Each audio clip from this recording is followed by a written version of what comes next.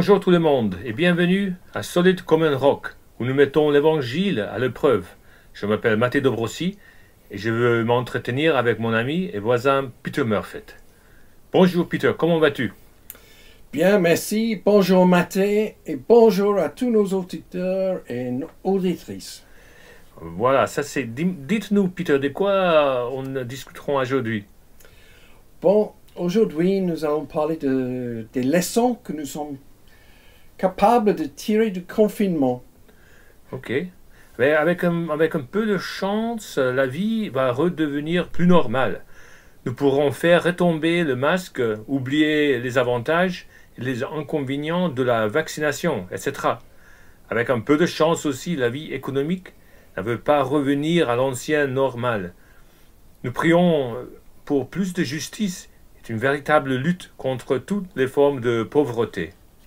Mais quelles leçons spirituelles avons-nous appris ou réappris de ces périodes de difficultés, de détresse et de confinement?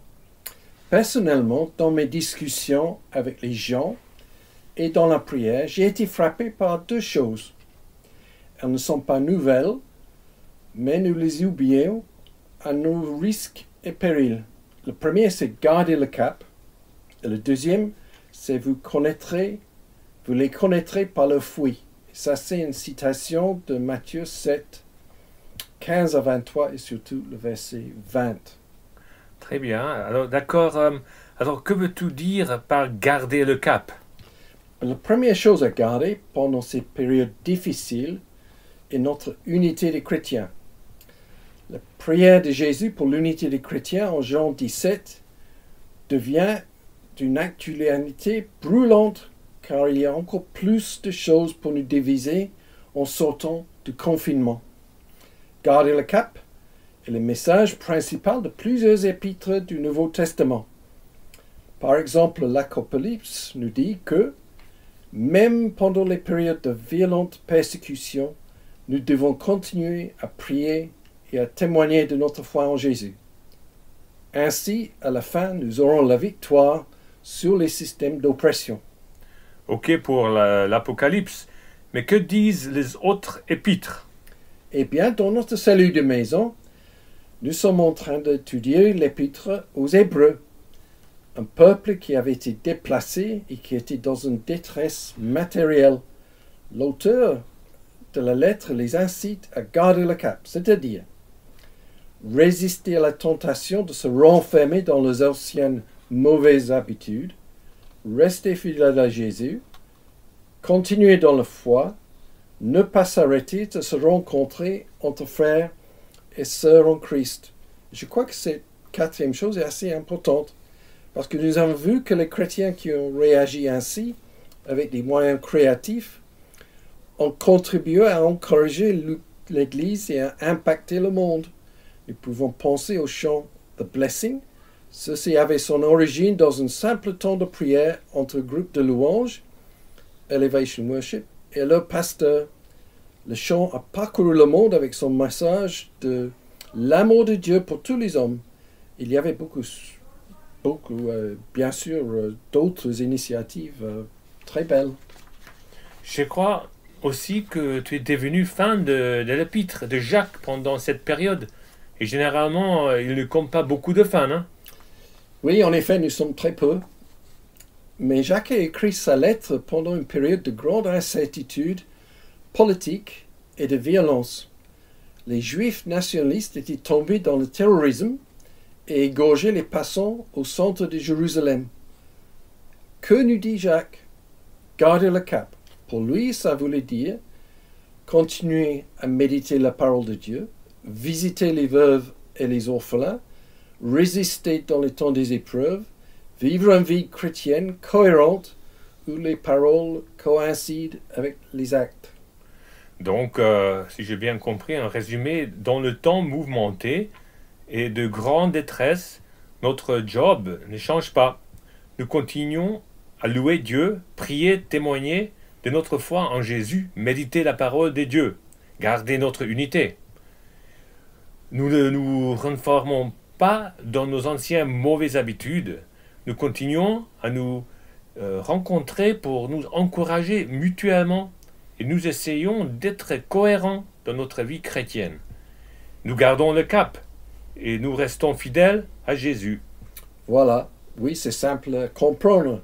C'est plus difficile à mettre en pratique. C'est Mais sûr, l'Esprit Saint est avec nous pour nous aider. Et on a besoin d'aide, c'est sûr. Que veux-tu dire par ta deuxième tête de chapitre? Vous les connaîtrez par leurs fruits. Je vois que tu cites Matthieu chapitre 7, versets 15 à 23 et surtout verset 20. Oui, ce deuxième point concerne le discernement. Nous savons déjà peut-être tout ce que je vais dire, mais dans les périodes mouvementées, c'est facile d'être déstabilisé et d'oublier ces points cruciaux. Pendant ces périodes de confinement, et avant et après, l'Internet a été une source de beaucoup de choses belles, chrétiennes, et de choses vraiment bizarres. Justement, comment discerner? Dans tout cela, nous avons déjà trois armes primordiales. D'abord, la parole de Dieu, qui est la base de tout discernement chrétien. Les échos du Saint-Esprit qui est à l'œuvre en nous. Et troisièmement, nous pouvons demander à Dieu la sagesse nécessaire. Jacques, chapitre 1, verset 5. Mais cela a des implications pour les questions de leadership, des œuvres chrétiennes, peser la prédication et la prophétie, rester incarné dans la vie réelle, ne pas être au sol. D'accord. Et quel est le véritable leadership chrétien? Dans le passage de Matthieu 7, nous voyons que Jésus se méfie des gens avec un grand ministère, entre guillemets, lorsqu'il n'y a pas de véritable vie chrétienne derrière. Comme mon ami, le père Bernard Bastion le dirait, les gens autour de nous ne s'intéressent pas beaucoup à ce que nous disons. Par contre, ils s'intéressent beaucoup si nous aimons les uns les autres et si nous aimons Jésus. Ça, c'est aussi en Jean 13, 34 à 35. En ce qui concerne le leadership, dans l'Église en général, nous avons été désobéissants. Matthieu, pourrais-tu nous lire Marc, chapitre 10, versets 42 à 45 à ce propos? Avec plaisir, Peter. Ok, allons-y. Vous le savez, ce qu'on regarde comme les chefs de peuple les commandent en maîtres et les grands personnages leur font sentir leur pouvoir. Mais cela ne se passe pas ainsi parmi vous. Au contraire, si l'un de vous veut être grand, il doit être votre serviteur. Et si l'un de vous veut être le premier, il doit être l'esclave de tout. Car le Fils de l'homme lui-même n'est pas venu pour se faire servir, mais il est venu pour servir et donner sa vie comme rançon pour libérer une multitude de gens. Malgré tout cela, nous continuons à mettre les gens sur un piédestal, presque comme des gourous. Ensuite, on se demande pourquoi ils chutent. Nous devons nous rappeler que Jésus appelle des serviteurs. Billy Graham, le grand évangéliste américain, maintenant décédé, était quelqu'un d'humble et de sage qui a évité ces pièges. Avec son équipe, il avait déterminé que les tentations les plus probables pour quelqu'un dans sa situation étaient le sexe, l'argent, le pouvoir et la politique. Ensemble, ils ont décidé que tout l'argent de ces évangélisations soit versé dans une association. Billy Graham lui-même ne recevait qu'un salaire modeste de cette association. Il n'a jamais mangé avec une femme sans la présence de son épouse. Tous les hommes politiques voulaient son appui, mais il ne l'a jamais donné. Ainsi, il a pu prier avec tous les présidents des États-Unis. Et quand il a pris sa retraite, toute son équipe habitait autour de lui parce qu'ils étaient ses amis. Ça, c'est un bon exemple à suivre. Alors, comment discerner une véritable œuvre de Dieu? Dans Marc 11, 11 à 26, il y a un des célèbres sandwichs de Marc, c'est-à-dire deux histoires imbriquées qui augmentent la percussion des deux histoires.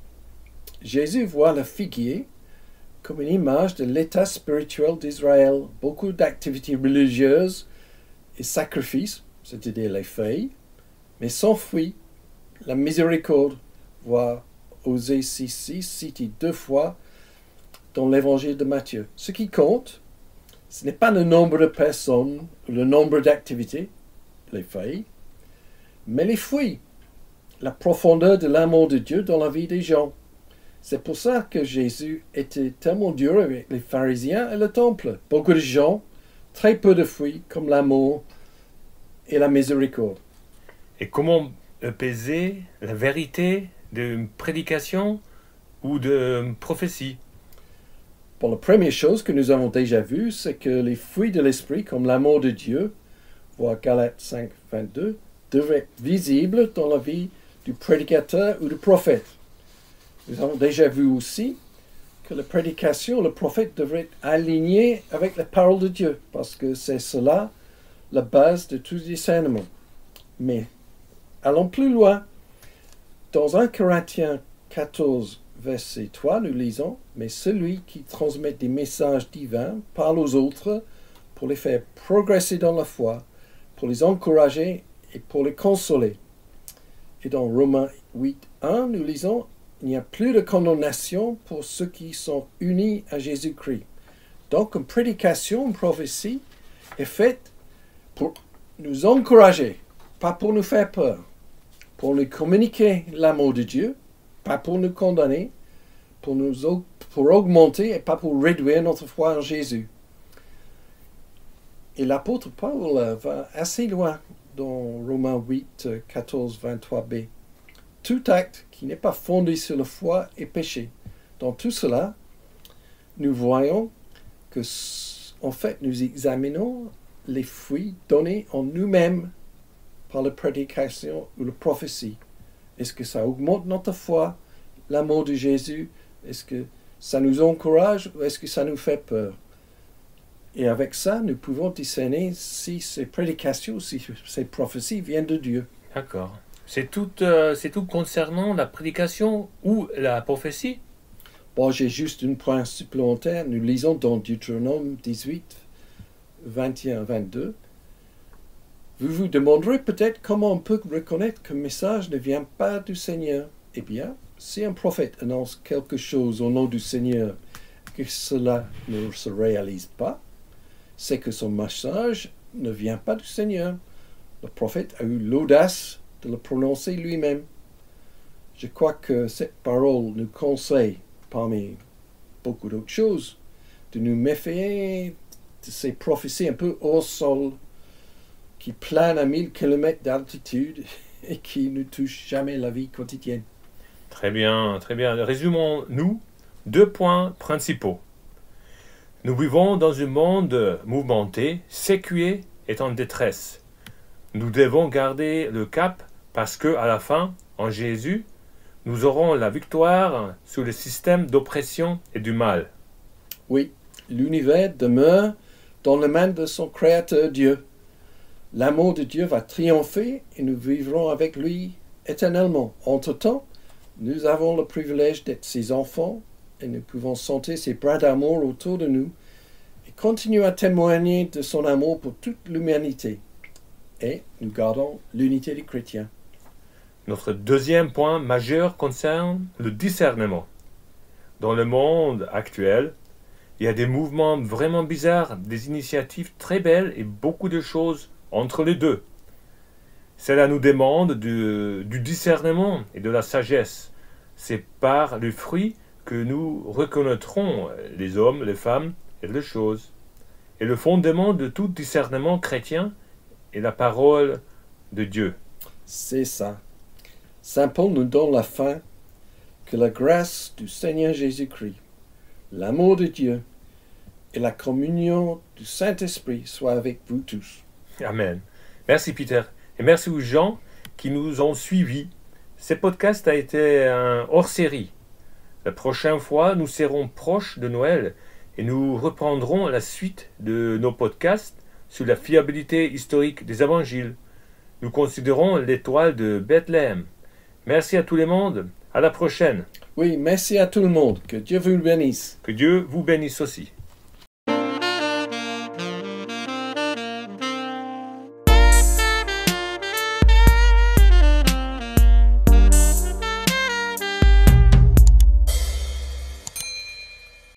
Merci pour votre écoute et pour votre fidélité.